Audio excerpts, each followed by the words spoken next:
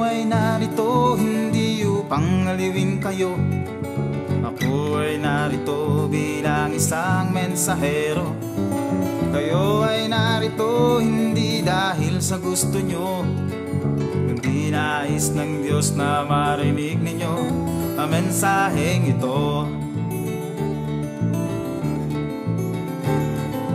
Nasa sa inyo kung ipagwawalang bahala. Sa akin lang naman ay ibigay ang babala. Kung sa kasalanan ay patuloy kang maglulunoy, walang dudang diretso ka sa nagbabagang kumunoy. Hoy!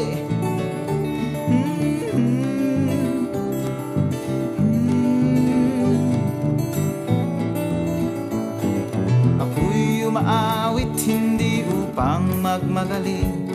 Nais ko lamang ang mensahe ay maiparating.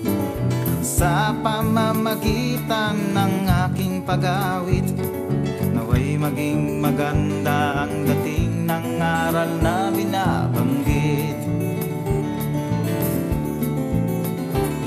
2,000 taon na ang nakararaan, na magbuwis ng buhay ang dakilang kaibigan. Sinalo na niyang lahat ng uring parusa at pahirap, upang tayong makasalanan ay mapatawad.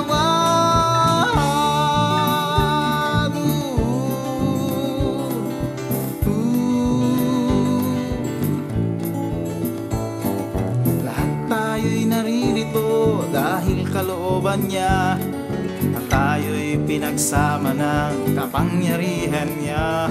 Ngunit nasa sayo pa rin ang pagpapasya. Kung nais mo nang magbago at talikuran ang pagkakasala, naway malinaw ang mensahe na nakarating.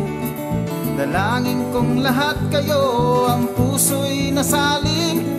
Umaasa ako na si Jesus ay iyong tatanggapin, dahil lahat tayo ay nais niyang makapiling.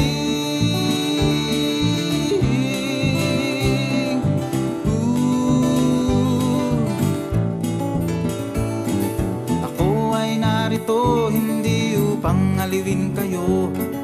Ako ay narito bilang isang mensahero.